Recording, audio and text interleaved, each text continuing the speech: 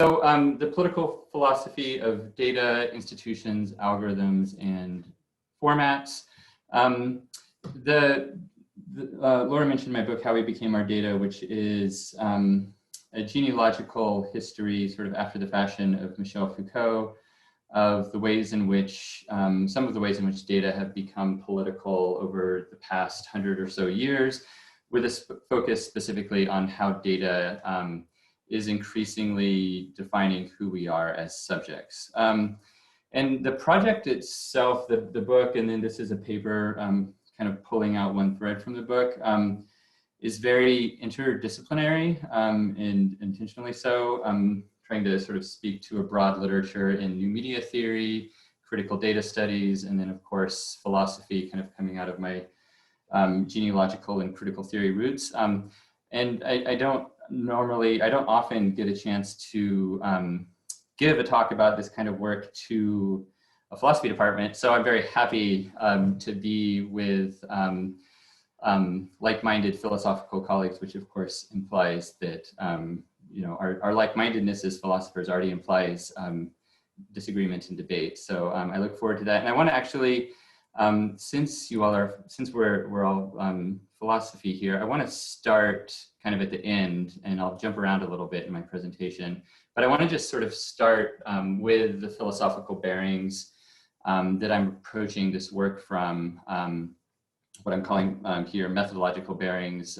This, of course, is Michel Foucault, late 20th century French philosopher. And a lot of the work that I want to talk about today is kind of rooted in a background of genealogical methodology. So let me sort of say what I mean by that, because it's, if I left it just there, it would be easy to misinterpret what I want to do, or for me to have not said enough. So let me say more. So I want to make a distinction, or I do make a distinction between genealogical method in Foucault and Foucault's own concepts of power. And in short, I want to take from Foucault his genealogical method and offer, in his terms, a history of the present applied to our present today, which of course is not Foucault's present in 1984, be it in France or Berkeley or elsewhere where he roamed. You know, a lot has changed in the intervening 36 years. So, you know, my thought in calling my project genealogical is not that I'm going to hew closely to Foucault's own analyses of the political anatomy of his present, but that rather deploying and mobilizing genealogical method, we can, or I can, speak to newly available, newly illuminated, though long entrenched aspects of our contemporary present here in 2020 or so. Let me just say then a little bit about what I mean when I say genealogical method, or said differently, how I interpret genealogy in Foucault. This will be kind of a one slide boil down of what at one point in my life, it took me many years to write an entire book about. In other words, I'm happy to talk a lot more about this. But let me just kind of briefly sort of say at the outset how I understand Foucault's genealogical method or his critical genealogy. I take it to be a philosophical practice of historical inquiry in which we excavate from a complex rather than simple or reductive, or some use the term monocausal, so pluricausal complex rather than monocausal or simple, and contingent past, so a contingent past rather than an account of the necessities guiding history. So complexity and contingency with an eye towards excavating the depth conditions of knowledge, power, and subjectivity that shape the present. So there is in Foucault this, I think, classical and important philosophical impulse to kind of dig down beneath the depths of where we find ourselves, to dig down beneath the depths of what is apparent to us. But whereas in much philosophy, that impulse gets taken up in terms of something like, for instance, a reality or reality appearance distinction, where the sort of the real is the depth that we excavate out of what's merely apparent, and there's some sense of appearances being false or misleading. I take Foucault's practice following the historian Paul Van, who was one of Foucault's contemporaries, one of his contemporaries in French philosophy and French history, that one of the unique sort of aspects of Foucault's methodological contributions is seeing the depth as made of the same stuff as what's on the surface. In other words, there's not a kind of distinction in kind between reality underneath and appearance up top, but rather there are historical distinctions between those forms of knowledge, power, and subjectivity in which we are historically entrenched that form a kind of depth or a channel or set of conditions for being entrenched in, or in some instances being in a rut of, that which is kind of visible all around us in terms of the sort of surface appearances of things. But those appearances aren't false, it's just that they're rooted in a set of historical conditions, or entrenched in a set of historical conditions. So Venn has this nice metaphor of an iceberg for Foucault's methodology, which I like. And the iceberg metaphor basically is meant to suggest that the depth that's below the water of the surface of the ocean is, of course, much bigger, has a sort of a lot more inertia than the sort of tip of the iceberg that's kind of up top. But as Venn says, it's all ice. It's all made of the same stuff. There's not a difference in kind there. So the idea of genealogical inquiry as the kind of practice of history is to go beneath the surface of the water to find more of the ice of which we made, more of the ice in which we find ourselves. And why I use history to do this, again, kind of implicit what I said, because our present is entrenched in what the past has produced, not in a deterministic fashion, but in the fashion of the past is what conditions the present, in the sense, and some of maybe drawing on a companion literature in STS, there's a kind of infrastructure that the past has produced, in which the past is coagulated, and we find ourselves in that infrastructure, and we find ourselves in infrastructures of maintaining that infrastructure, which has a lot to do with the kind of political charge of genealogy, I think, as I'll talk about as we go along.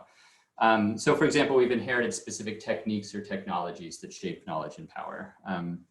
If you do a rereading of Foucault's work, or a first time reading of Foucault's work with an eye towards this dimension of techniques or the technological, it begins popping out kind of everywhere. And you see that there's a great deal of attention in Foucault's work to how things actually work, how history actually composed particular concrete practices in terms of the techniques of how we practice this, how we practice punishment, or how we practice sexuality, to take sort of canonical Foucauldian themes.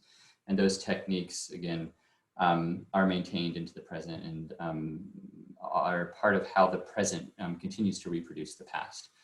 So again, that's one sort of slide worth of what at one point was a book. We can talk about that, but we don't need to.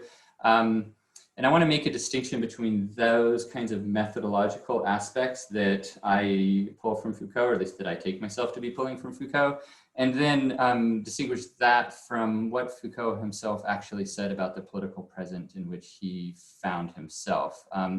So, Foucault taught us to think about the politics of the prison, of education, of health, etc., not in terms of what he called sovereign power or the raw power of violence, whose basic operations were those of forbidding and permitting, but as involving more subtle powers of discipline and regulation. And this is how you can arrive at a story of the operation of power in something like a classroom, where, clearly, at least one hopes, doesn't depend on the raw power of violence.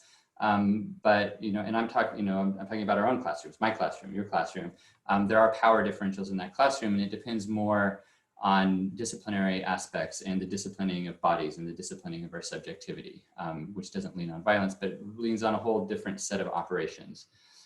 So a different way to say this is that Foucault, in his political philosophy, opened up the possibility of decomposing the notion of power, or seeing power as something that operates according to many different modalities. And then most famously in his work, the sort of main modalities that he charted were disciplinary power in Discipline and Punish, and biopower in History of Sexuality, Volume 1. So then a question for our present today, some 30 plus years later, concerns the specific shapes of, in my case, I'm interested in data technology and the politics of data in which we find ourselves immersed. And you can just, for quick exemplars, you can think of Russian election hacks in 2016 and 2020. You can think of the data-driven modeling, epidemiological modeling that is underneath much of the policy that's driving the response in many states, and unfortunately, at least in my opinion, not at the federal level.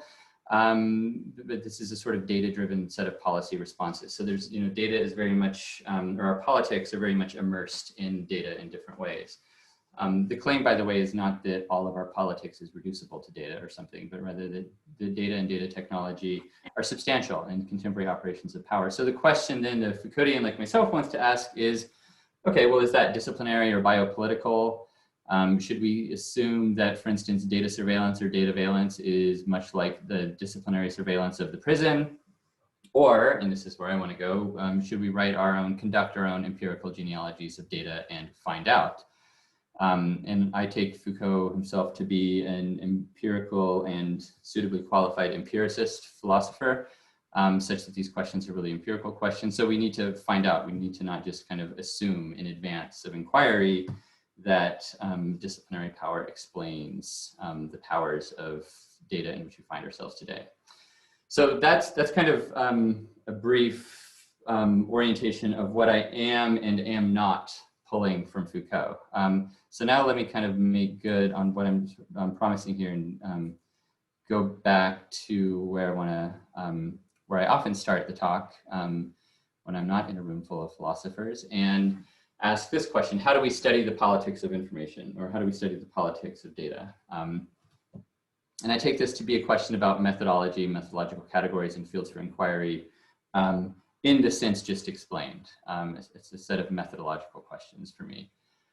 So what I'm going to do in the talk is spend some time motivating a particular methodological approach grounded in philosophical genealogy that I believe deserves more attention in the theoretical literature than it has thus far received.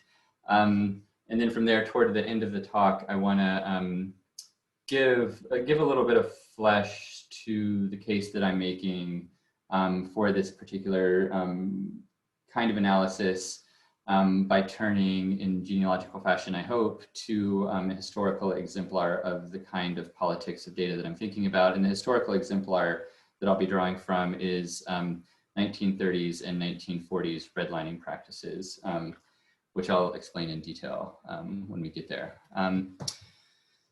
Okay, so here's a way to kind of orient the question about the sort of fields for inquiry aspect of methodology. Where do we go? What are the fields in which we might study information politics, with a particular emphasis on that word politics? Where do we find the politics of information? Where should we go? Where should we look? And I think one kind of natural answer to that question is to think that politics is primarily focused around institutions. And I think that's right. It's partly right, but it's not entirely right. And so I want to make the case that we also need to give more attention to the role of technologies within the study of politics, kind of building on what I hinted at from Foucault earlier. But just to give a sense of what I'm not doing, not because I think it's wrong, but because I think we need a sort of more expansive methodological repertoire, as it were. Let me just briefly mention the work of this man. This is Cass Sunstein, author of many books and many different kinds of books, amongst which are his books Republic.com and Republic.com 2.0, the revised version.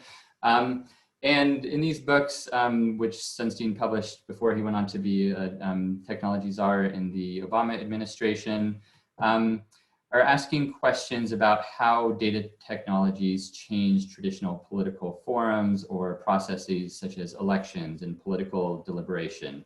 Another kind of version of the question that gets asked often in this sort of institutionalist perspective is, how are institutions deploying data technologies?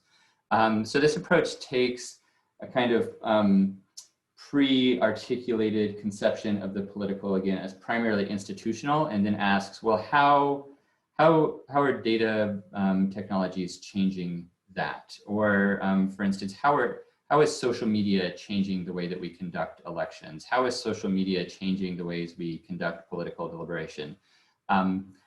I would say, obviously, though that's probably not an appropriate word for a philosopher to use.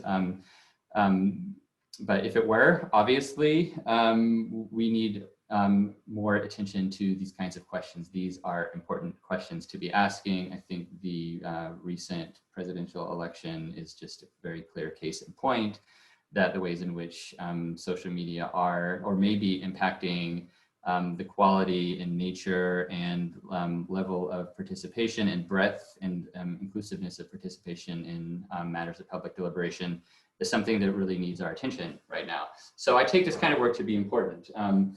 And I want to, the only thing I would push back against in this kind of work, or the only thing I really want to push past, is the idea that that's enough. The idea that, well, when we're talking about the politics of data, that we can just talk about it in terms of how it's impacting politics traditionally understood. Again, elections, deliberation, institutions, maybe social movements, hopefully social movements. But I think there's more to the politics of data than that. So I want to sort of make this push for this, for including an additional dimension of data politics, and that's the specifically technological dimension, which I would regard as, again, infrastructural. So the thought here is that we need a way to attend to the politics of the technologies themselves, insofar as they operate alongside, within, but also importantly beyond the politics of the institutions that we all know so well. And just as institutions should not really be analyzed in the aggregate, think here of Nietzsche's reminder of that cold monster, the state, but really we need to analyze institutions in terms of their particulars. What is this agency doing? What is that agency doing? What is this branch doing? What is that branch doing? What decision do we get out of this court versus out of that court? We can't just sort of take these things as a monolith. Data technology also, I think, should be decomposed into its parts. So we shouldn't take technology as a monolith, and we shouldn't take data technology as a monolith. And I specifically have in mind one particular kind of decomposition of technology or data technology that I want to kind of frame off of the existing literature. A lot of the literature on the politics of data, and especially the more kind of continental inspired literature, be it coming out of a more sort of Foucauldian perspective or a Deleuzian perspective or a Habermasian perspective, critical theory perspective, is focused on algorithms. And I think, again, this work is important, but I want to make the case for yet another distinction between what I'll call algorithms and formats. Kind of rough synonym for formats in a more technical sense would be data structures, for anybody out there who kind of has a sort of computational background. And I want to suggest we need both we need both scholarship in critical algorithm studies, as has come to be called, and additional scholarship in what I'll call critical format studies. Let me just give an example though of what I mean here. So just as Sunstein asks, how is social media changing the quality of political deliberation? How is social media changing politics, institutional politics? The theorists of the algorithms might be taken to be asking something like this: how do data-intensive algorithms operate power? How, for instance, do they create new inequalities? What new political terrain do they open up? And how do those terrain function as a kind of base level for the meting out and perpetuation and, in some cases, intensification of inequalities? So here are four theorists well known in some of the circles that I travel in, more in the sort of new media world, who have written about this. On the left there is sort of in order from left to right: Tana Bucher, Sophia Noble, Tarleton Gillespie, and Ruha Benjamin. Some of you may be familiar with some of their work. But even if you're not, my point is just that there's an increasing share of really good, really valuable work focused on questions of how algorithms are themselves conduits for the operation of new forms of political power. that aren't always restricted to just how algorithms get operated by institutions. That's important too. How, you know, the EPA or the SEC or et cetera, or the FDA operates new algorithms. But how do these algorithms come to structure our lives in ways outside of just purely institutional contexts? To that work, I want to add an additional format, an additional sort of area of attention focused on what I call formats, or again, data structures is a term I'd be just as happy with. And my question, my sort of analog question of those on the previous two slides would be something like this: how do formats express power? Or how do politics get operated through data formats? How, for instance, are inequalities created or perpetuated or entrenched or intensified through formats, through formatting technologies? So let me, at the outset here, I need to unpack this term because I'm using this term in a kind of idiosyncratic sense. And let me just say what I mean by it. And then of course in Q&A, I not only need to stipulate here, but need to kind of defend or justify my stipulation. But for the purposes of the talk, let me just kind of stipulate what I mean to be meaning when I use this term format. And we of course all have come across this term every time we save a file on our computer. But that's not really what I want you to think of. That would be kind of included under the banner of formats in the sense that I'm using it. But I'm not primarily thinking of, you know, the difference between like a JPEG and a GIF. Again, that's relevant, but I have a kind of much wider concept in mind where a format, or again, a data structure, is a technical conceptual specification or structure that constitutes data such that those data can be collected, stored, processed, et cetera. So there's an underlying technical or conceptual set of specifications or architecture that enables, that structures data such that they can even be data in the first place, rather than nothing at all, or rather than being a kind of chaos. You know, data, for something to be data, there needs to be some structure to it. That's the point to which I'll return in a little bit.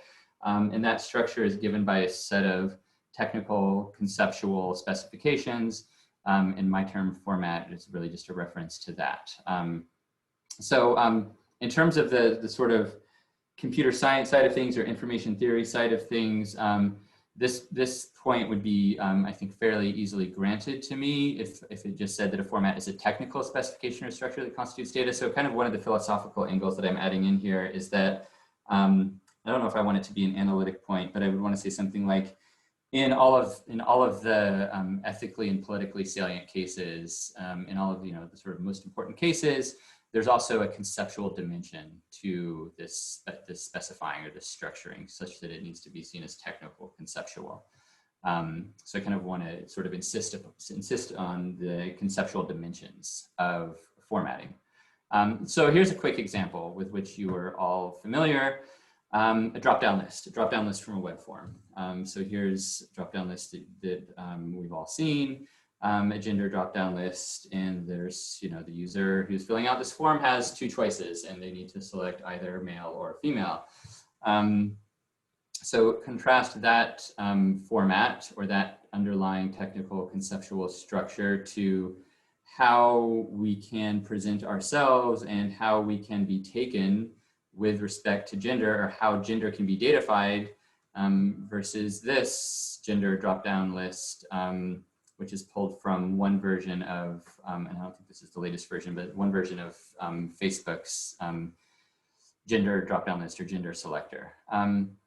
So my point here with these two images is just to sort of highlight that there's, again, an underlying technical but also conceptual set of specifications such that there can be something such as gender data for whatever system is going to be making use of these data that we as users are inputting.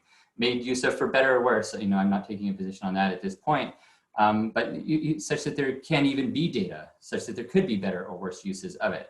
There needs to be this technical conceptual specification.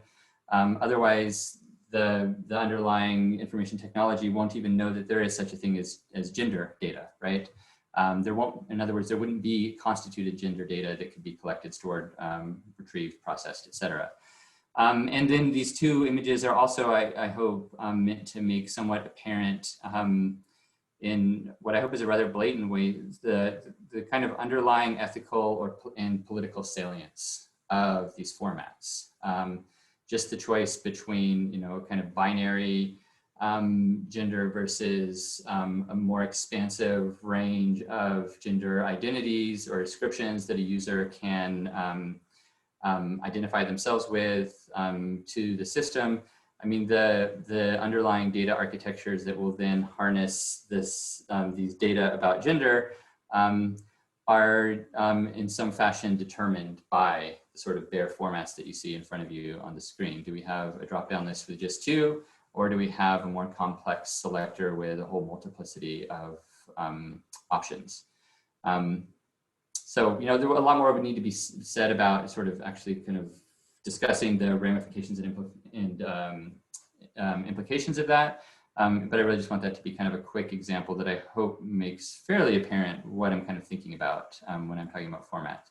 So let me say a little bit more now about algorithms and then motivate this or give a bit of an argument for why we need to attend to formats.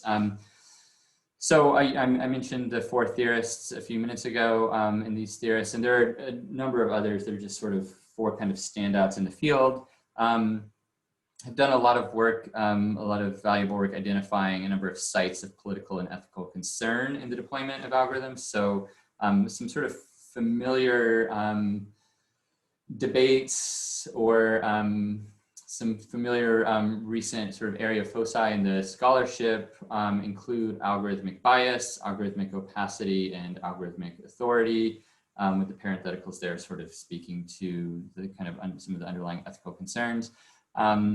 And again, this work is valuable. It's great. I absolutely think it must continue. We must have more of it.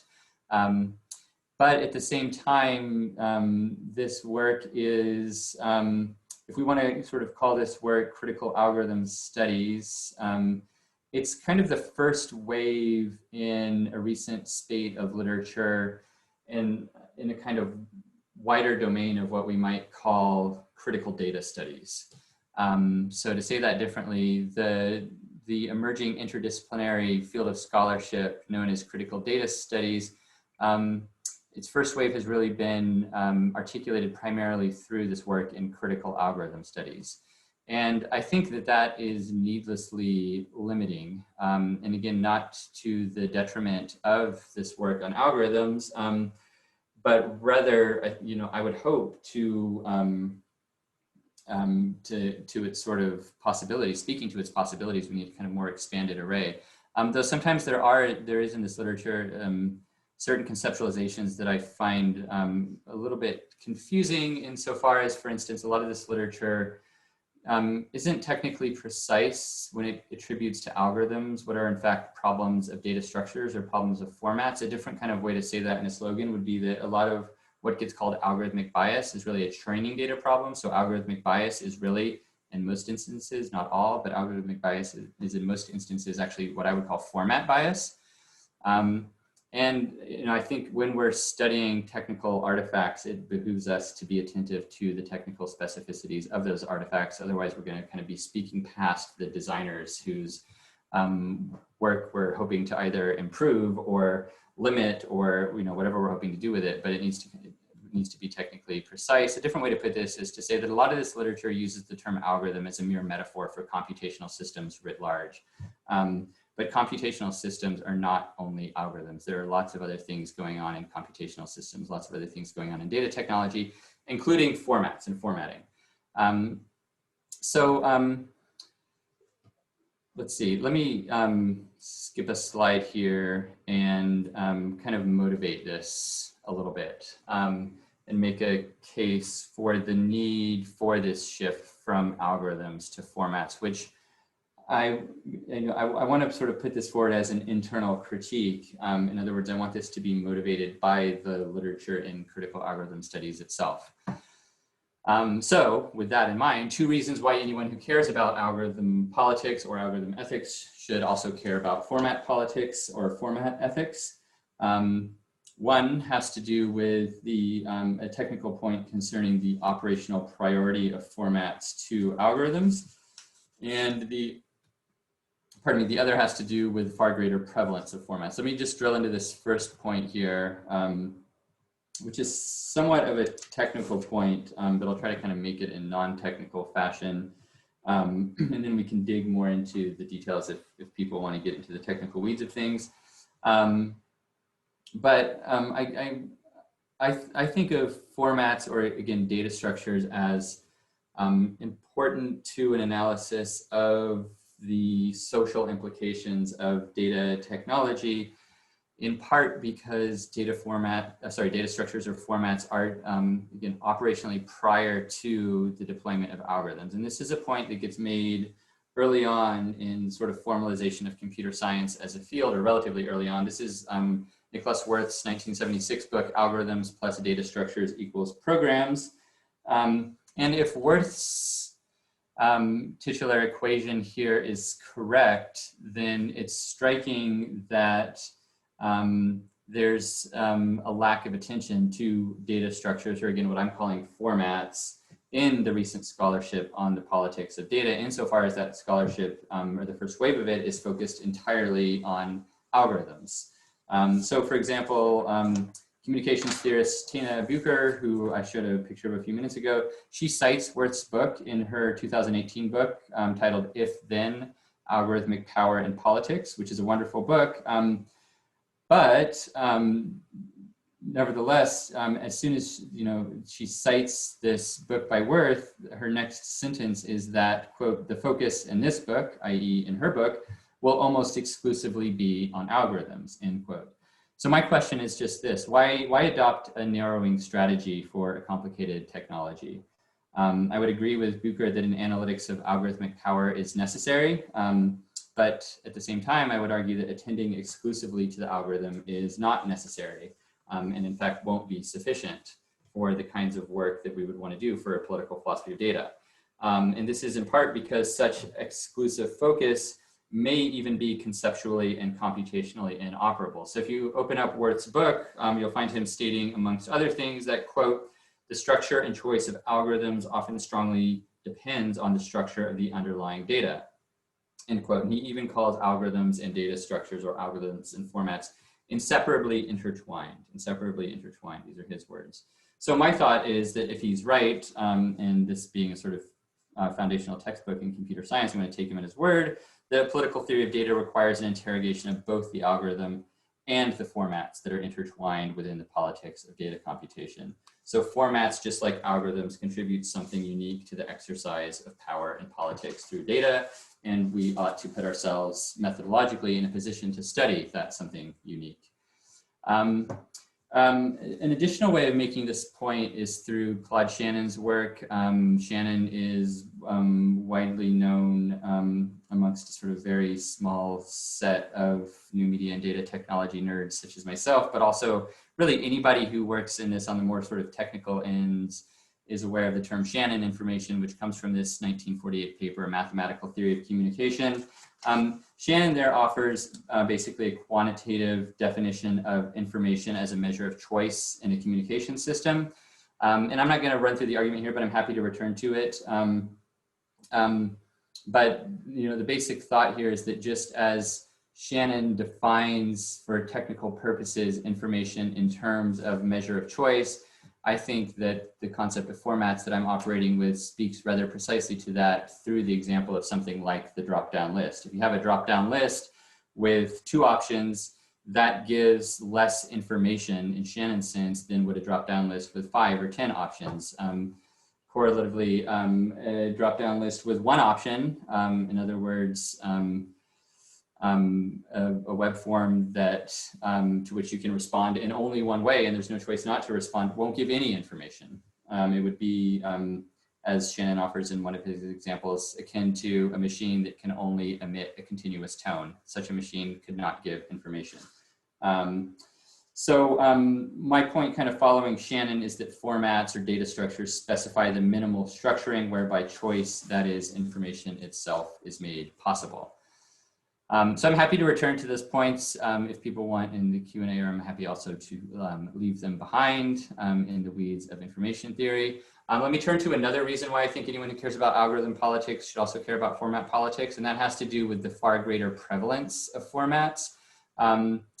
Sort of put telescopically, my point here is just that if you think about not only all the web forms that you fill out, including a web form as simple as an email that you write, where there are these sort of prefab formatted data fields, or formatted data fields that you must input data into. The from address is usually pre-populated for you, the to address, the subject address, etc. You obviously have a lot of freedom, so-called, with respect to what you can write in the email. If you think of all those web forms, but also all the paperwork, the paper forms that you fill out, these, we're swaddled in these from birth to death. And I mean that quite literally. If you just think about the paper formatting that accompanied you at your birth with your birth certificate, and that will accompany you at your death with your death certificate. This paperwork and these forms generate a lot of data, and a lot of those data never get harnessed or used by algorithms.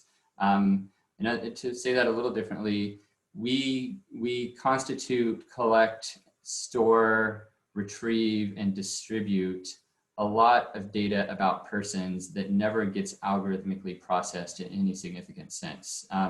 Small nitpicky point here, you might say, oh, well, but even to store data requires a sort of storage algorithm. I would grant that, but I mean algorithm in the sense in which it's more frequently discussed in the literature, where there's a kind of processing engine that does something to the data or does something with those data. So formats are kind of everywhere, and algorithms are, I think, a key part of how formatted data gets used and gets taken up and gets operationalized and gets mobilized. But those algorithms aren't exhaustive of those formatted data. And I think we need, again, at a methodological level, a way of getting into those formats prior to their algorithmic processing. And again, there's a kind of conceptual dimension of formatting that I think is not quite as readily available with respect to algorithms. And that's important given the prevalence of formats in our lives. And this brings me to a sort of related reason why anyone who cares maybe not about algorithm politics, but cares about data politics, should also care about format politics, and that's this. What I refer to as the tractability of formats as levers of concern and critique. What do I mean by this? Sort of put quickly, what I mean by this is that algorithms, as the literature on algorithmic opacity shows, often function as kind of as these sorts of black boxes. In other words, algorithms are something that many of us find that we can't kind of dig into or get into the workings of, or even confidently assert that we comprehend how they work. And some of them are so exceedingly complex, and here I'm thinking of a lot of sort of recent innovations in machine learning algorithms are so complex that even the engineers who design them admit to a certain, again, degree of opacity with respect to how they're working. So, this, I think, puts somebody who cares about the politics or ethics of data in kind of a difficult point, in a difficult spot, because say somebody's fully aware of algorithmic bias as an important issue, for instance, the way in which algorithms would and do unequally met out certain kinds of decisions along racially discriminatory lines. You might think here of predictive policing algorithms.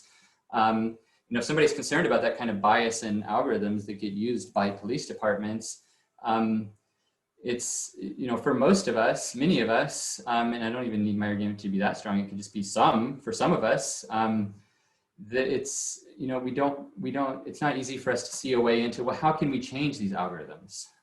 Because the sort of very composition and design of algorithms is something that's so technically precise that many of us feel like we're kind of at a loss to make suggestions or to sort of think through what needs to be different within these algorithms, other than insisting, and in many cases, I think quite rightly, that the outputs of the algorithms need to be different. But that doesn't sort of tell us anything about how the actual operation of the algorithm needs to be different. Formats, by contrast, are something that I think are very tractable for many of us, because formats are these, in many cases, relatively straightforward, though socially enormously complex sets of, again, technical conceptual specifications that, you know, if you need a PhD to sort of think through the technical operations of algorithms, if you need a PhD in computer science to do that, you know, not only, you know, to think through formats, not only do you not need a PhD in computer science, you don't need a PhD or an MA or even necessarily a BA or BS. You know, this is just the sort of conceptual infrastructure in which we float. You just need a sort of space of reflectiveness and the kind of, you know, social infrastructure around you to engage in that reflectiveness and reflexiveness, and think through what are, you know, socially quite complex, but technically not all that complex issues in, for instance, gender categorization or racial categorization. So again, I don't want to misspeak there or be misheard there. There's an enormous social complexity to those issues, but at the technical level, you know, when I showed you those drop-down menus earlier, the point is there's a lot of work to be done in thinking through the kind of underlying sets of conceptual assumptions on those two drop-down menus. But that's sort of conceptual work that's available to many more of us than would be the kinds of technical work that would be required to actually recode something that's even as simple as those drop-down lists. So there's a kind of way in which we can engage the ethical and political dimensions of formats, again, as levers of concern and critique, that I don't think is as widely available to us with respect to algorithms. A different way to say all that is just to say that I think that an over-attention to algorithms is ultimately politically demotivating or politically debilitating. And this is a big problem in the literature on politics of technology, because if the sort of critical take on technology leaves the critic in a space where they can't do anything about it, that's a tough place to be. But that's also a tough place for a critic to place themselves. So this is one reason why I think we should sort of offer a more fulsome attention to what I'm calling format politics. So let me just sort of speak to the term politics and format politics, and then from there I'll turn to a case based on some of my own research that I hope illuminates at least the potential for at least some purposes of what I'm saying here. But first, the high stakes or the politics of formats. So I use this term fastening, and I want to make the claim that formats fasten us to our data in a double sense. They fasten us both in the sense of being buttoned down or pinned down or canalized or entrenched.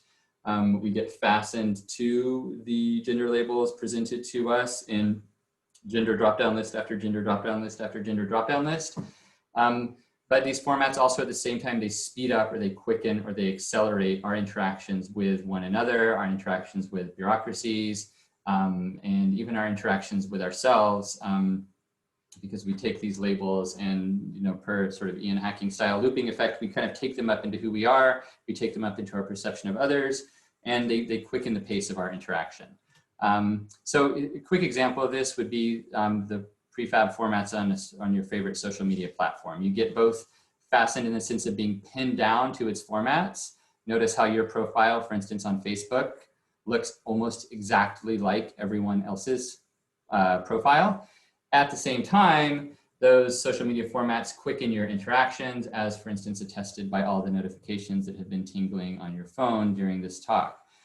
So we get kind of pinned down to a certain set of formats, a certain range of formats, and we see ourselves and one another through those formats. And insofar as we take ourselves and one another up through those formats, that kind of speeds up or quickens or accelerates our interaction, in part because there's sort of less complexity with which we imagine ourselves having to deal when we're dealing with other persons who are formatted in this way. And again, the sort of familiar experience we've all had dealing with this or that aspect of some bureaucracy, where we can only be recognized in some way, but not in some other way, I think kind of attests to that, or is an example of that. Another point here that I think is important, especially if we want to sort of use this point about fastening to think about politics and the ways in which we're limited by formats, the ways in which we are not only limited by the makers of formats, but also the ways in which we limit others in our reproduction of formats, and the ways in which we sometimes almost sort of gleefully or cheerily limit ourselves, limit who we can be, who we can take our own selves to be, with respect to formats and all the kinds of politics of subjectivity that's built into that. I mean, I don't want to give the impression that that happens sort of as it were like one format at a time. Rather, it's more often an operation of an entire ensemble of formats, a whole network of formats, a whole range of formats operating in concert with one another, that are hooked up to one another. So think, for example, of all the kinds of back-end ways in which your Facebook account ties you into a whole range of web applications and websites, unless you fully log out of Facebook every time you stop using it. Or if, yeah, unless you don't have a Facebook account, even better. But you know, there's a whole sort of politics of that for people in many fields, maybe not felt as strongly in academia. But of course, many of us have our academia.edu accounts, so which is another prefab formatted social media platform, for profit, by the way. So let me sort of, you know, I've been talking about this at the level of methodology. Let me kind of pull something out of my book on the history of the politics of data that I hope makes good on the promise that this kind of multi-perspectival methodology has something important to tell us about the ways in which data have played a role in some of the most significant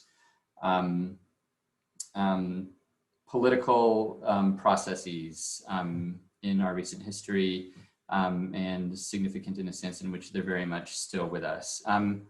So in my book, I kind of chart the politics of data, again, genealogically, historically, through a whole kind of wilderness, a whole forest of different domains of practice, including psychometrics, intelligence testing, especially personality testing. I talk about in terms of redlining, which I'll get to in a second, informational financing, credit reporting, data-driven medicine and biology a little bit later in the 1940s. I mentioned birth certificates earlier. There's a whole range of domain after domain, or according to my visual metaphor here, sort of tree after tree in the forest of datafication that happens beginning in the 1920s. So let me drill into just one of these, which I would argue is the sort of most politically salient, at least if one thinks about politics as I do, primarily in terms of equality. Though there's much to debate there, so you know we can discuss that in the Q&A. What I want to just kind of present to you in a couple minutes here at the end is a story about institutions, algorithms, and formats in the history of redlining. Just for those of you who may not be aware of the full history, redlining refers to it originally refers to a series of political practices and processes whereby beginning in 1934, the US government instituted a set of racially discriminatory subsidization of the residential home mortgage market. So this is in the middle of the Depression. A lot of people are going belly up in their mortgages, and the New Deal created the Homeowners Loan Corporation and the Federal Housing Administration, and these two agencies basically restructured the mortgage as we know it.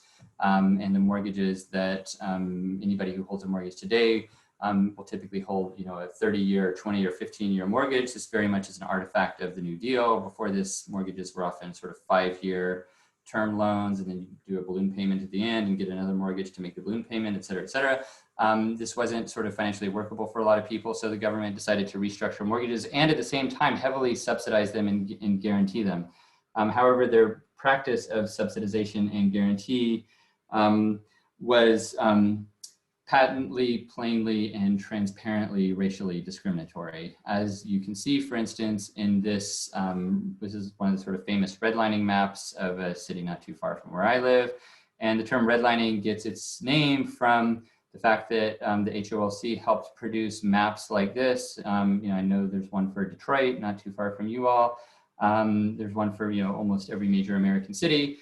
In which some of the neighborhoods are blocked out in red, and those neighborhoods blocked in red are in almost every instance blocked in that way because of the racial composition of those who lived in those neighborhoods. So this effectively, these red blocked or red line neighborhoods were neighborhoods for which the FHA would not guarantee mortgages, i.e. would not offer a kind of backdoor subsidy for mortgages.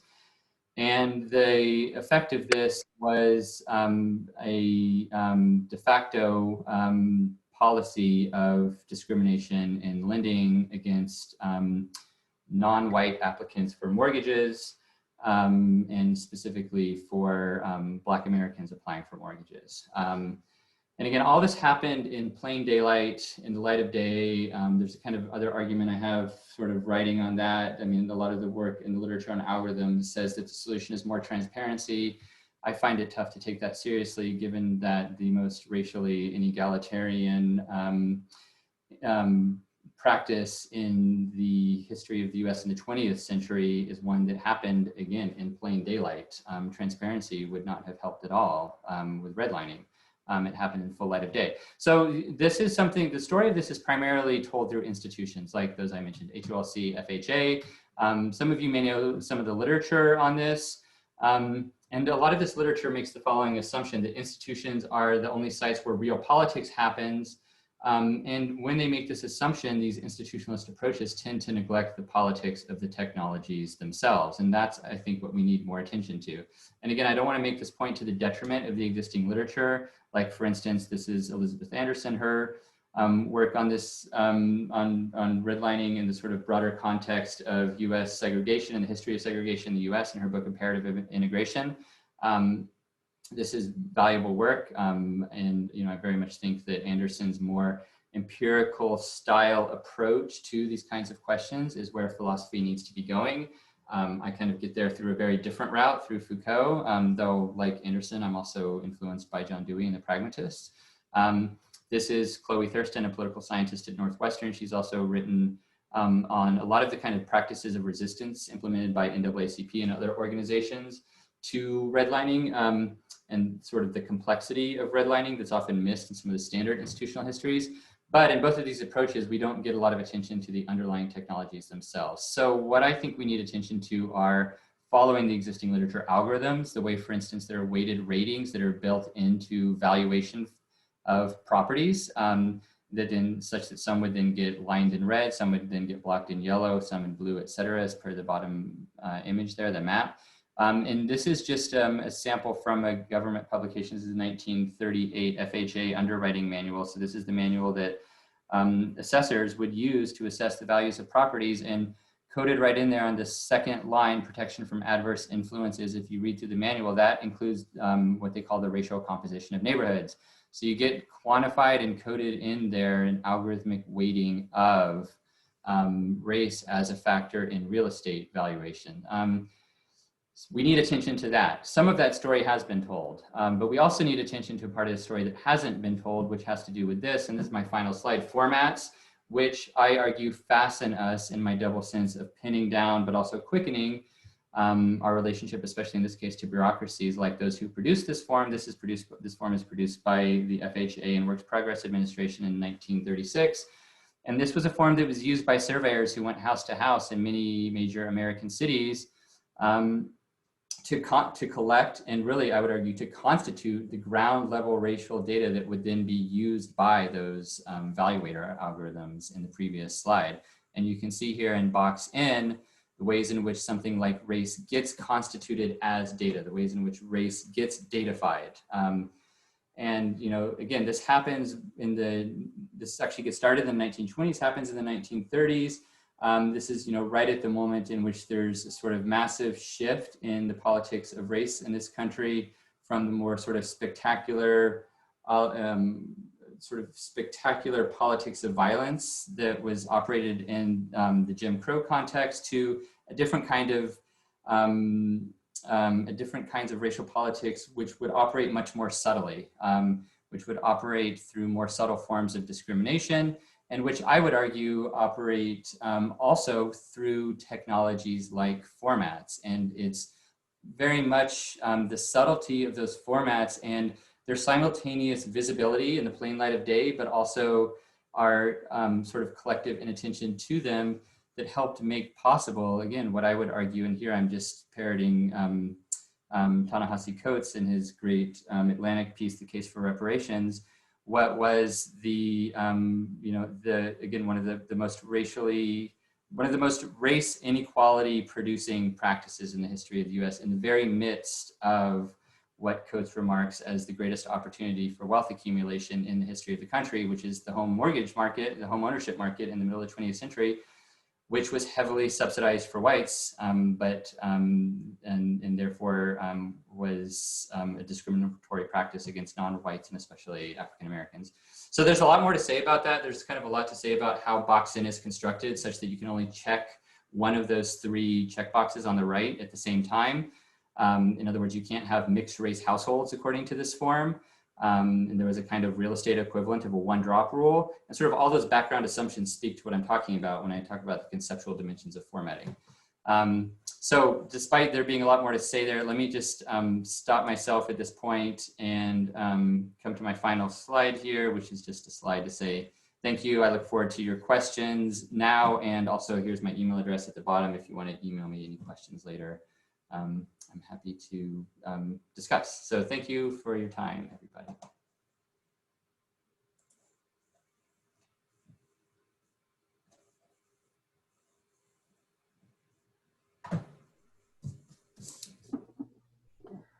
Well, thank you very much, Colin Koopman, for that wonderful, very interesting talk. I think there's a lot in there to talk about. So as I said at the beginning, I want to open it up to questions and answers now using the chat. So if you have a question, if you could just say so in the chat, I will have a running queue and I'll call on you, and then you can ask your question directly to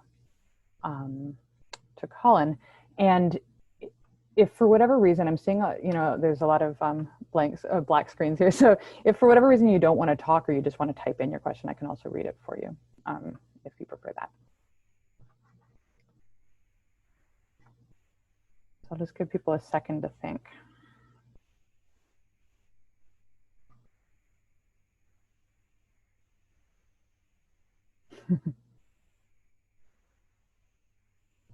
Okay, well, hi, Patrick. Nice to see you. Patrick has so many questions, so let's start with at least one of his and then see what happens. First, hi, Colin. Thanks so much for that talk. It was great and fascinating. So I guess the first question I have, and it's a really general question, talking about the methodological distinctions you made at the beginning about sort of pulling apart Foucault's genealogical method from the objects that the forms of power that he disclosed with those methods. And I want to sort of push back on like that sort of distinction between them, right? Because part of what validates the method is that it was successful in some way, right? It really did successfully unearth some objects of power or some structures of power. And so,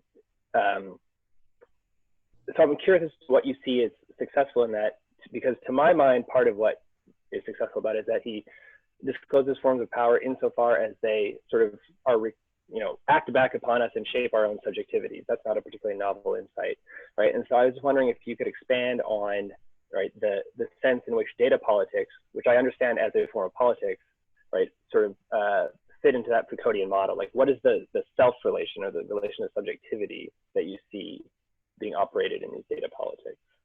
Does that make sense, roughly? Yeah. That's a great question. Hi, Patrick. Good to see you, albeit virtually. So I agree with everything in the sort of second half of what you said about the way that Foucault's work sort of discloses these new or hitherto undisclosed operations of power. And that, as you put it, that sort of is part of what, or much of what validates the method.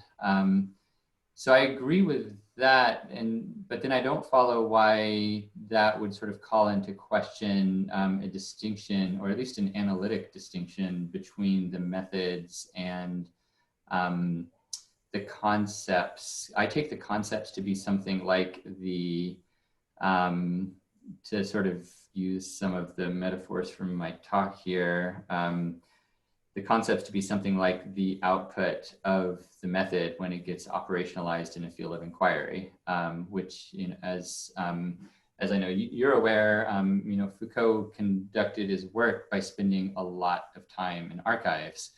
So he would go into archives with questions and sort of do this genealogical thing of exploring the complexity and the contingency of the past that is the history of our present.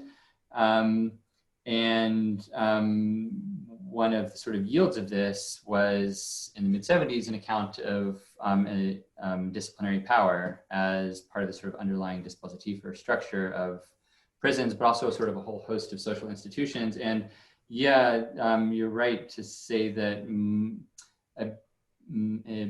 important aspect of how that form of power operated was through the way in which it reshaped subjectivity, such that we sort of take those exercises of power up into ourselves, that we all become well-disciplined little subjects, as a Foucauldian might be inclined to put it.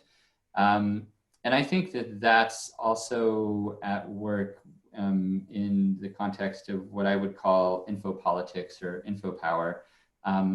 But there's, to me, an important technical distinction to be made between something like disciplinary power and what I call infopower, and also between what Foucault calls biopower and what I call infopower, which is just that the material that they operate on are technically quite different. So discipline tends to operate on bodies and habits.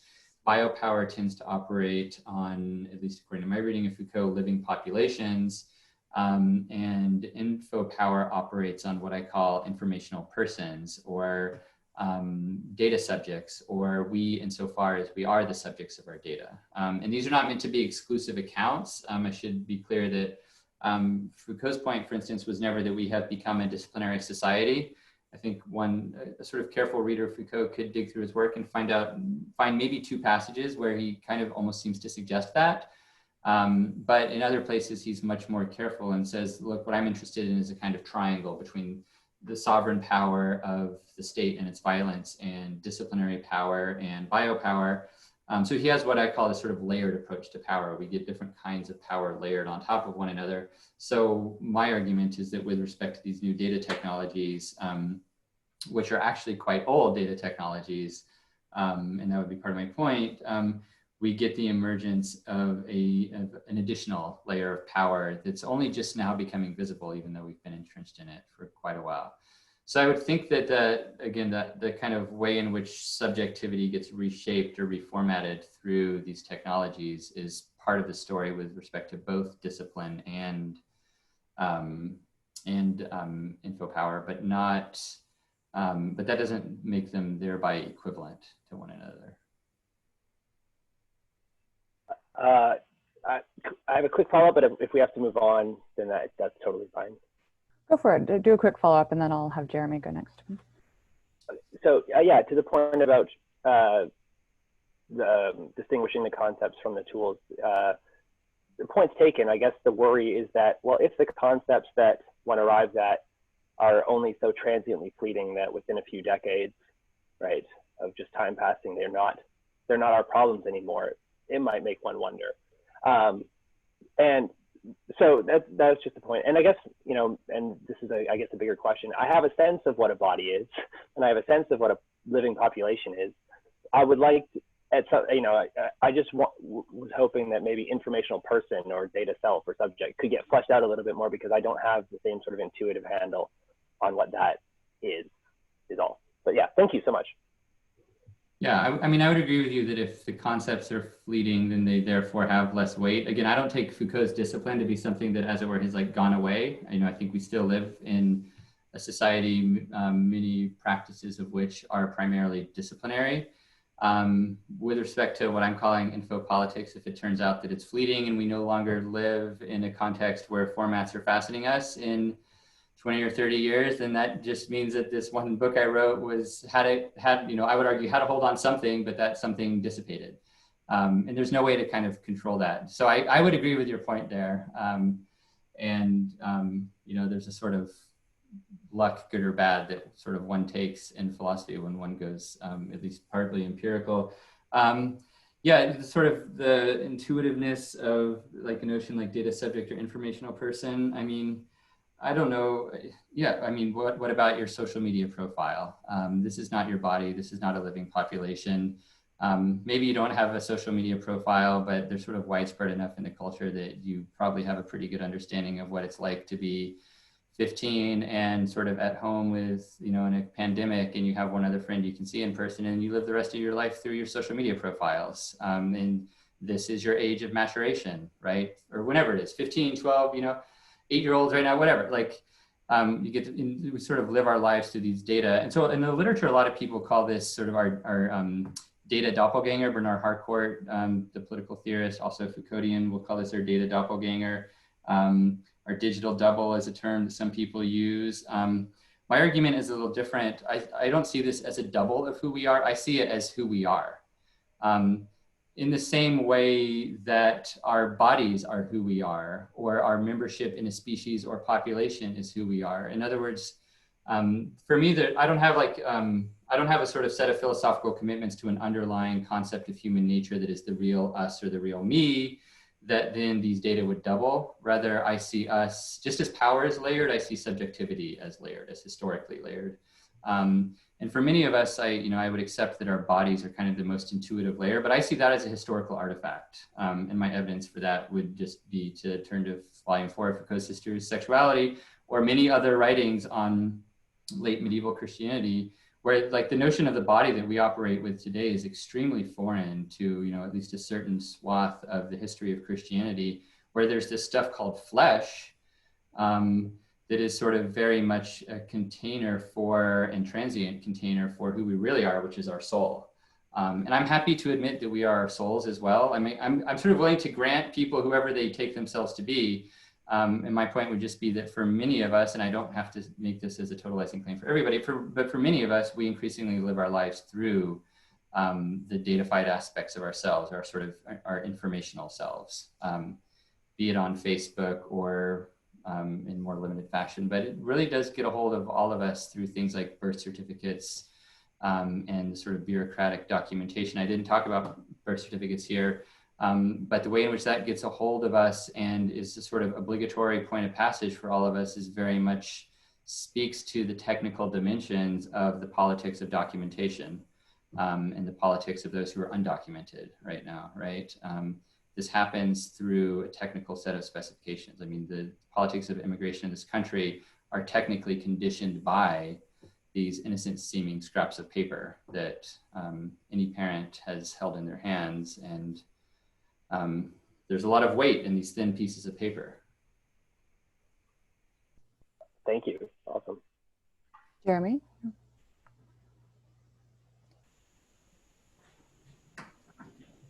Hi. Thank you, Colin, for a very fascinating talk. And thank you for that distinction between algorithms and formats. I hadn't really thought of it that way before, but now that I heard that, and now that I'm thinking about it, there's a lot going on in my head right now about how to make that distinction. I don't know if I have a question as much as I just kind of want to hear what you have to say about something that that I've been thinking about specifically about algorithmic governance. Because one thing that's always struck me about algorithmic governance is the extent to which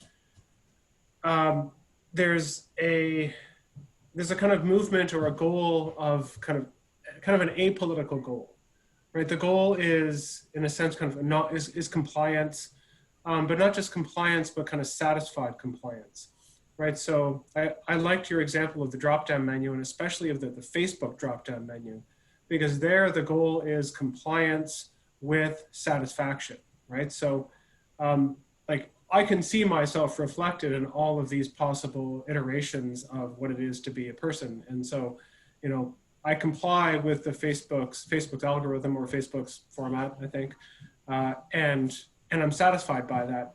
And so it seems to me that there's, still in this kind of, in the formatting of algorithms, so the making, I almost think of the way you're talking about formats as kind of the interface of algorithmic governance. So and at that interface level, it's this way in which we can sort of push our political systems to be apolitical, right? So we avoid contestation, we avoid any kind of political interference. We avoid anybody, coming up in arms and saying, I'm not included.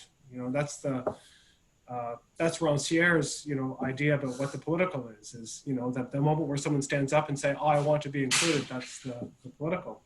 But this seems to be a goal to, a movement towards getting away from that, to prevent that.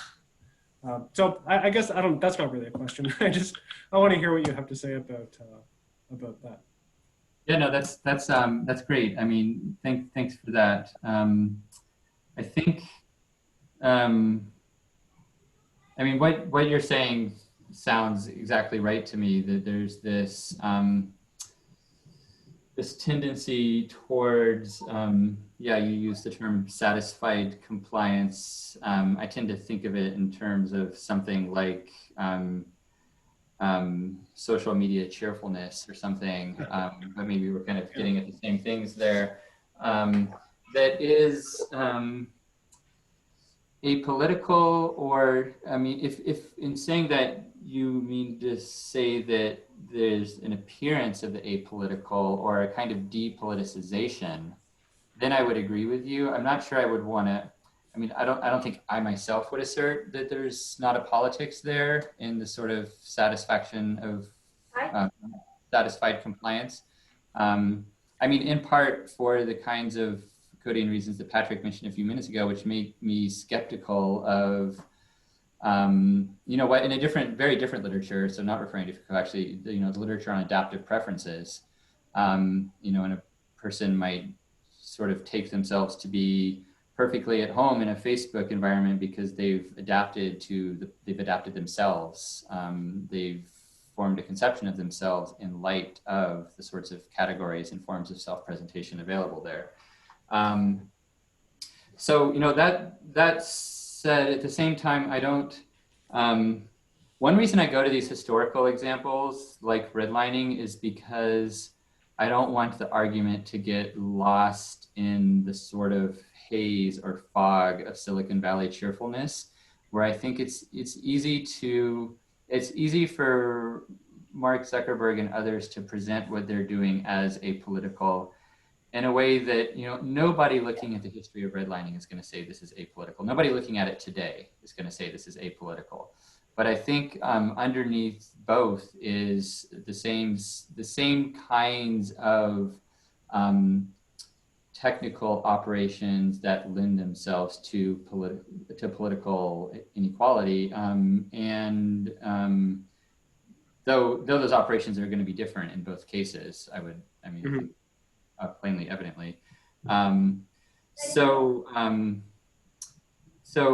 Yeah, that's why, I do draw on social media myself, just because I think it's kind of a familiar example of this stuff. But in my mind, it's actually not the exemplar. The exemplars are more sort of infrastructural aspects of, for example, the various trees that I showed you a few minutes ago, all of which are still with us. I talk about redlining as a historical example, but it's not as if that's in the past. It's not as if these subsidies in my grandparents and great-grandparents generation aren't still with me, right? My grandparents and great-grandparents got basically free government handouts that didn't go to the person in the office to the grandparents of the person in the office next door. And that still hasn't been redressed, or in Coates's terminology, there still hasn't even been a serious conversation about reparations for that. And then I have this, another chapter in the book on the history of, I mentioned psychometric testing and personality testing and intelligence testing. And again, I mean, the history of this stuff, all these practices get datafied in the 1920s and 1930s and are still very much with us in the way that we do things like conduct personality inventories for school children who show aberrant behavior at an early age, or in the ways in which we use this, finally some schools are starting to move against this, things like GRE scores in graduate admissions or SAT scores in college admissions. there's, you know, a whole lot of formats embedded in the histories of these test technologies that aren't politically innocent, as many have shown before me. So this is not, I don't take this to be news. But it hasn't been discussed, or hasn't been sort of thought through at the levels of formats. It's rather, it's tended to be discussed through at the level of institutions. And so I think there's just kind of a companion story to tell here, in part because Silicon Valley would like us to think, oh, well, that was just those institutions, but we're better. You know, we're Google, our corporate motto is do no evil, so we will do no evil. And, you know, of course, we believe that that's what they think of themselves. But when the technologies that they're operating reproduce some of these technologies that have done evil, or at least injustice, to be a little more precise, it's hard to believe that they have a good read on themselves. Yeah, could I just follow up real quickly? I know there's another question there. So I guess part of my motivation for asking that question was, because it seems that you were talking about these historical examples, and it seemed that what you wanted to do was kind of track this kind of data formatting as it's influenced the development of, well, I guess especially US culture and economics and so on. But I guess one of the things I was sort of looking at was, well, how does that translate today? You know, if you look at something like the algorithmic internet, you know, one of the aims really seems to be kind of to keep people kind of satisfied and cocooned. Maybe not the aims, I wouldn't say it's purposeful, but it's certainly, that's one of the results, is that people end up being cocooned, and people, sort of, you know, all of a sudden you're thinking about something and there's something that's there on your feed. And so I wonder, because that doesn't seem to be political in the same sort of way as the drop-down menus, or as the redlining example, or as, you know, any of the other examples. I mean, now that I'm thinking about it the way you are, there's got to be countless other examples. So anyways, I'll push, I'll let that go. let the other questioner ask. Yeah, no, I mean, I think just quickly, I think you have a point there. I think my intuition is that, again, some, not all, but some of like, you know, the sort of siloing or filter bubbling that goes on in the internet in part depends on back-end digital dossiers that are constructed around users of various platforms who are sort of siloed into their extreme right or their extreme left kind of batches of friends, and their sort of status update feed or news feed sort of reflects that.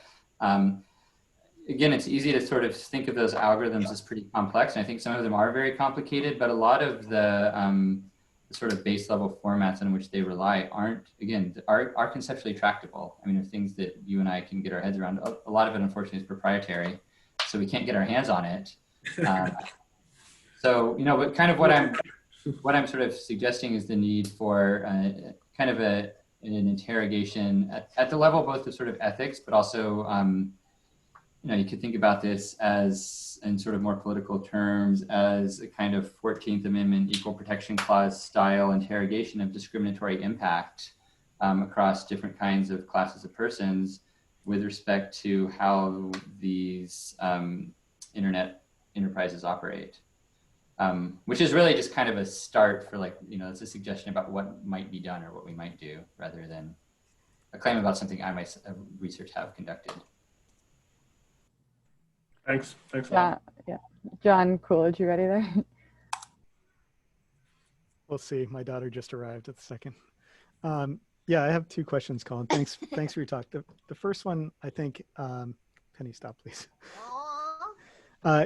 I think the first thing is just actually an observation, then I have a question. So my first observation is something like, I really appreciate the way you identified formats as a thing that we should care about. That it's easier for us to engage in conversations with the people who design these. And so I think formats is a sort of door opener, and I like that idea a lot. But I'm wondering why you think that it's like our job to engage the scientists who design these formatting procedures rather than the other way around. So that isn't an observation / question, but the thing I'm actually more interested in is why you think datafying is really any different than like conceptualizing. So it seems to me like we use like English, for example, to create all the exact same problems that your formatting does. And I'm wondering if it's related to the fact that it seems like English, I have lots of alternatives I could learn to speak Spanish, or I could use American Sign Language. The alternatives are obviously available. Whereas when it comes to datafying, it's not obvious how I engage in an alternative with that. So those are the two things I'd like to hear you say a bit more about. Yeah, let me start with the second, because this is something I've been thinking through a lot, I want to say, but I guess I should be a little more honest with myself and say trying to think through a lot. And a kind of anecdote that maybe sort of offers a window into this similar sort of question is, you know those moments when like you finish an article or a book or whatever you're working on, and then you take it to a colleague in the next department over and you hand it to them, and they're like, oh yeah, this is great. Like, here's a bibliography of 30 things that have already been written about this in the discipline next door. So I took this to a political science colleague who I work very closely with, and he introduced me to all this literature on the sociology of categories, some of which I hadn't been aware of tangentially through some of my forays into STS, science and technology studies, but I hadn't sort of been aware of it as a literature in sociology. And I think they're kind of getting at similar things that you're speaking to, which ultimately, I want to take that to be an advantage. And, I want to take the advantage to be that, maybe it's not all that different from conceptualizing. I think there is a dimension of it that's maybe kind of restricted or sort of specialized class of conceptualization that I'll speak to.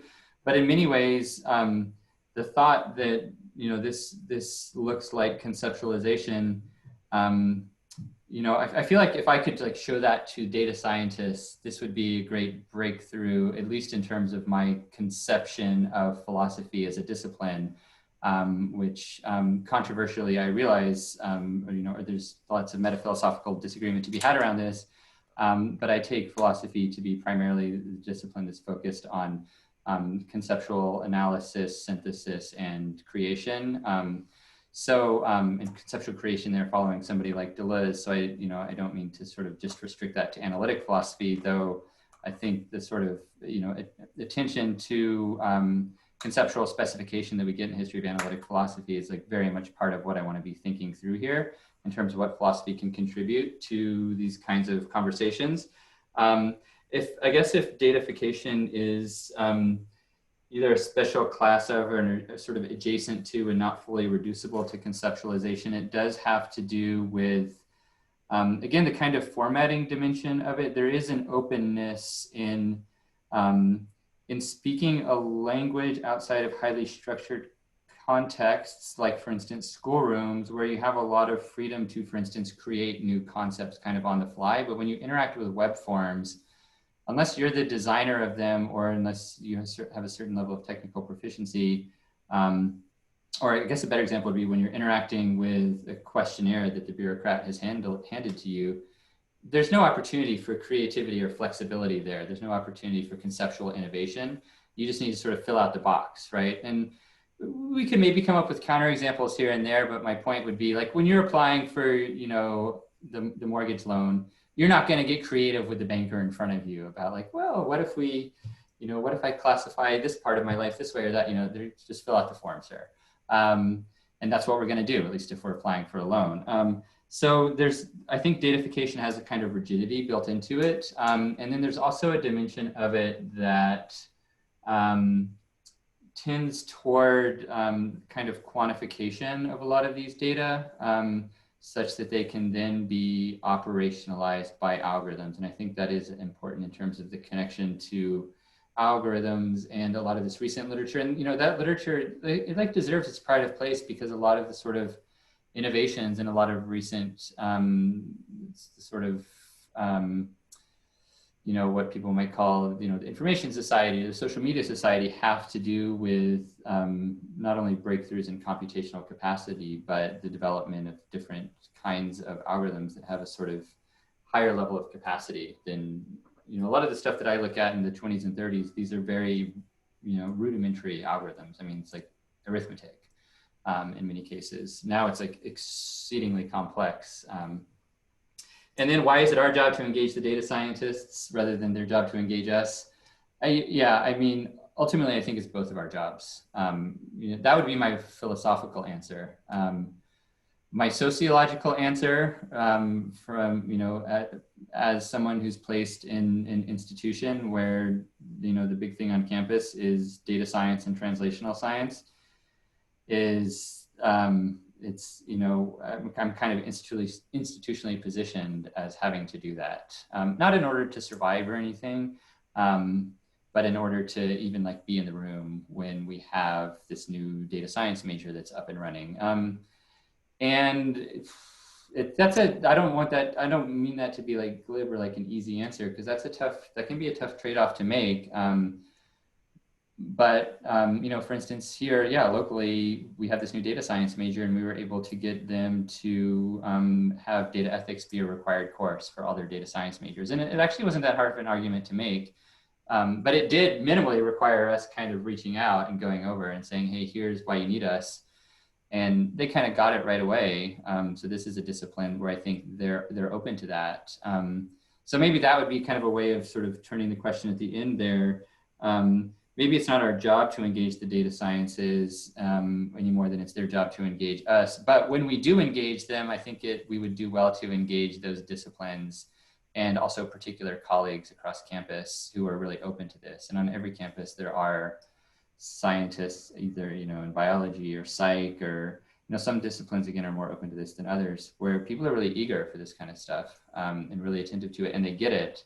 But there's a whole heck of a lot of institutional disincentives. For instance, the funding structure of NSF grants does not incentivize thinking through the conceptualization of biological database curation, which is an essential part of contemporary bioinformatics, but is not something that's valued, for instance, by the NSF.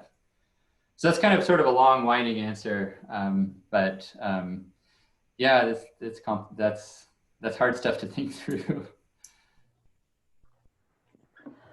We are at the end, but I wonder if I could ask you a question, or if you have to go right now. Okay. So that was really very interesting, and I have a lot of different thoughts about it.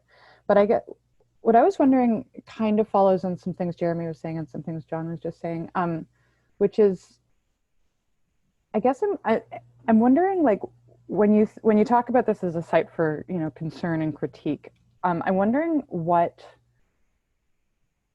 kind of vision you might have in mind for paths forward. I haven't gotten to the end of your book yet, which I see says where do we go from here. But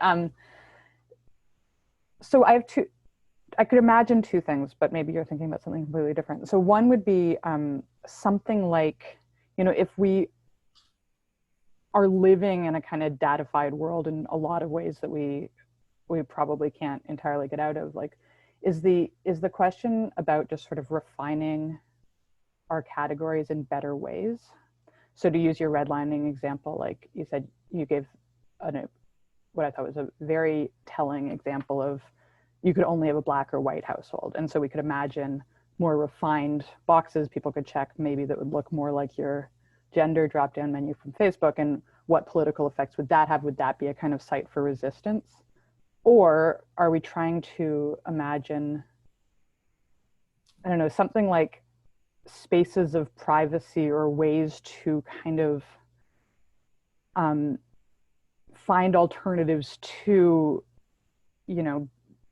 being kind of overly captured or overly reified or overly, I don't remember exactly the words you were using, as informational persons in these kinds of ways. So is it just to get better and find more just ways of doing that? Or are we trying to find a kind of idea for resistance or alternatives that sort of opposes or challenges the kind of over datification of our lives more generally?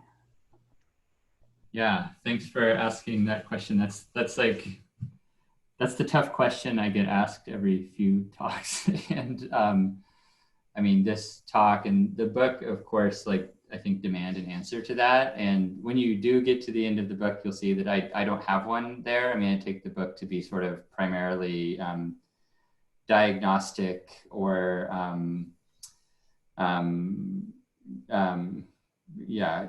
critical and sort of Kantian sense of kind of laying out historical conditions of possibility, but historical conditions of possibility. So that said, I think it's it's incumbent upon somebody who wrote a book like the book that I wrote to turn to these questions of resistance and what we might do, or questions of justice, or through the talk I spoke a lot about equality as the kind of most salient political value that I see in this. So how do we have a sort of more egalitarian data infrastructure? And that's a next project, but I don't want to punt it entirely because you offer some sort of specific avenues there, and I guess I would think of that along both of the lines that you offer, but more the first than the second. There's a third option, which would be something like resisting datification as such, just a sort of wholesale rejection of datification. And so I can be clear, that's not an option that I want. Because I just don't, I don't see how we would get there. I think we're so thoroughly datified. I don't know. To me, it's just kind of like, I can't imagine how our society would have to collapse such that we could collapse back into something rather than nothing at all when all those data went away. I could kind of dream of a sort of small commune of like 10 or 15 of us somewhere, but now we're getting into romanticism with a capital R.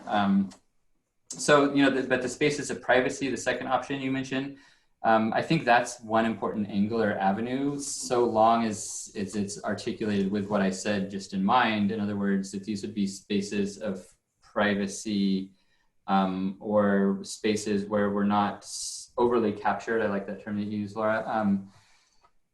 In a general context where it's still kind of taken for granted that there is this capture going on all around us. So,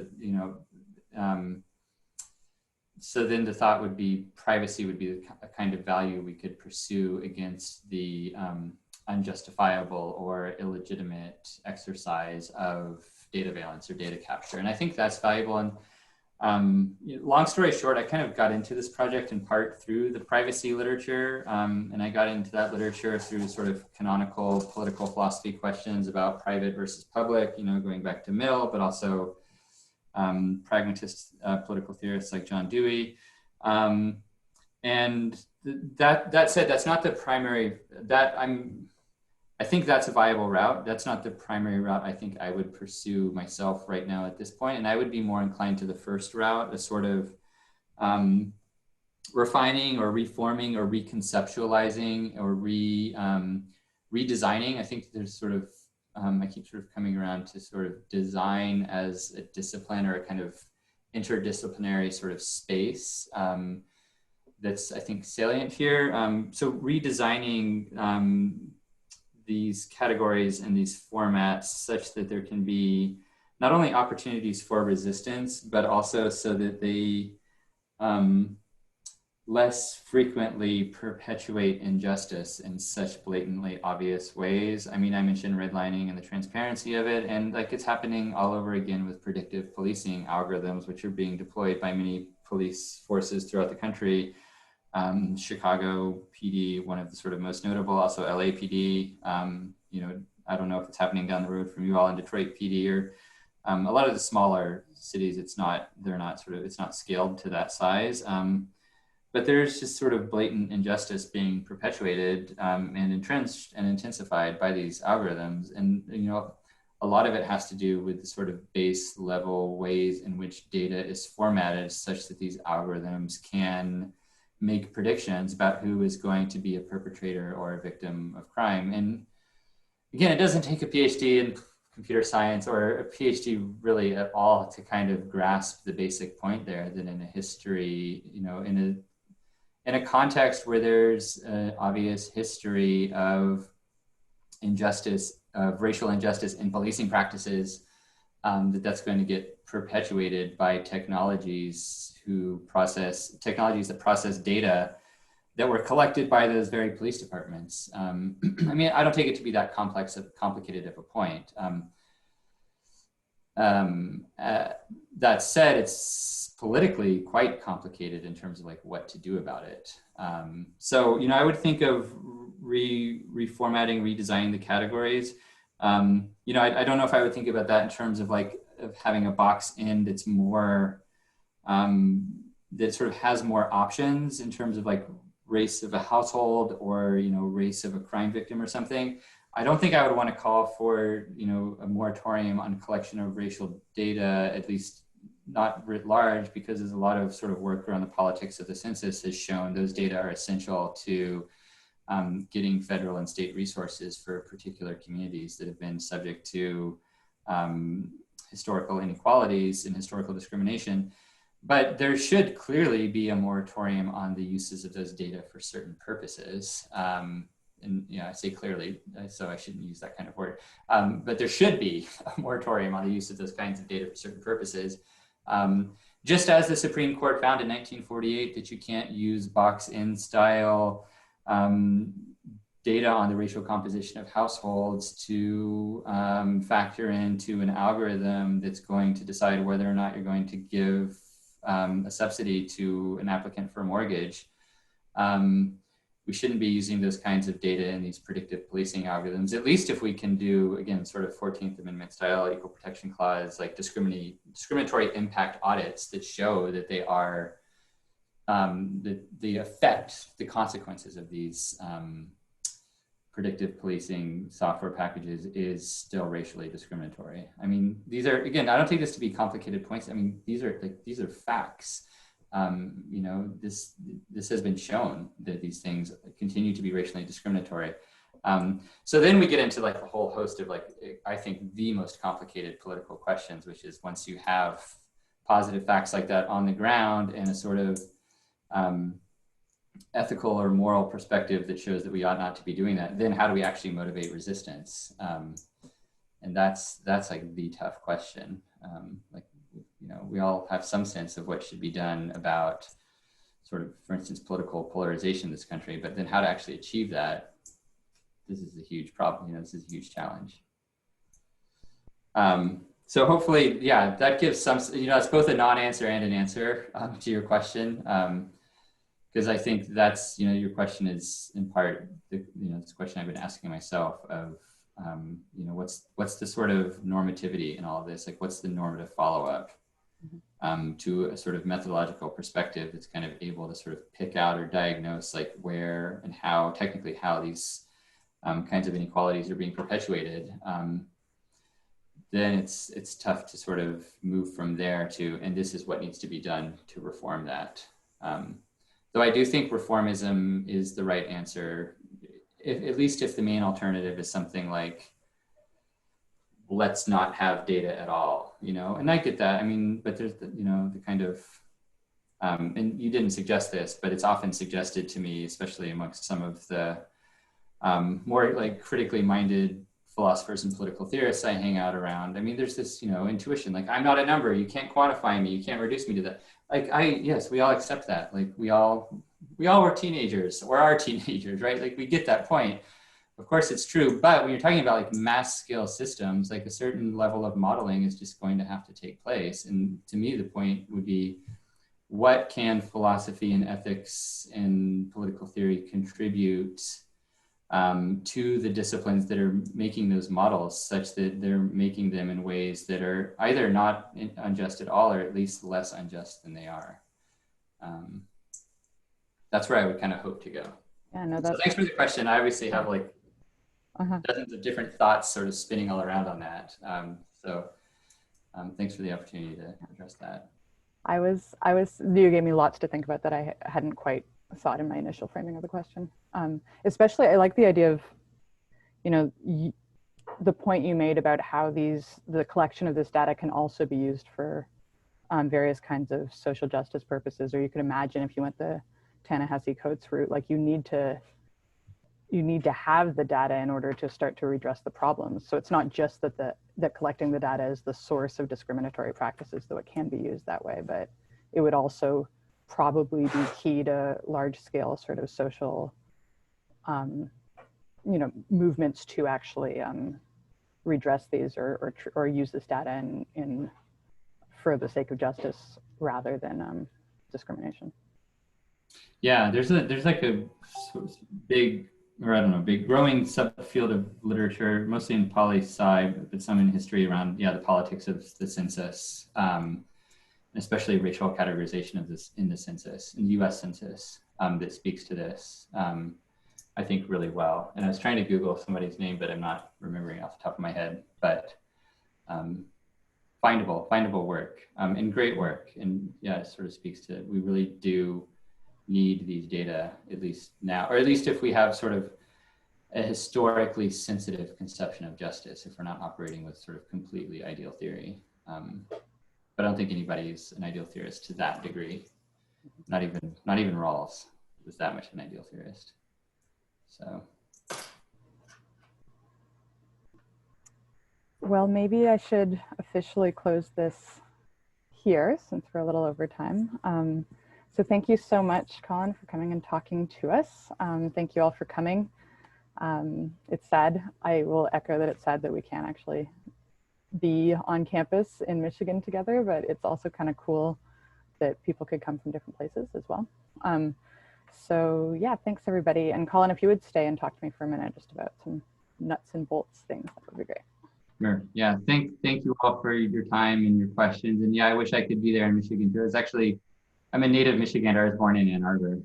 So got that. Thank you also all the way from Oregon for making us all proud in the election, but I don't want to get into too much political commentary, but clearly I stand where I do. And I'm happy to see you guys vote the way that you did. So. Thanks everybody.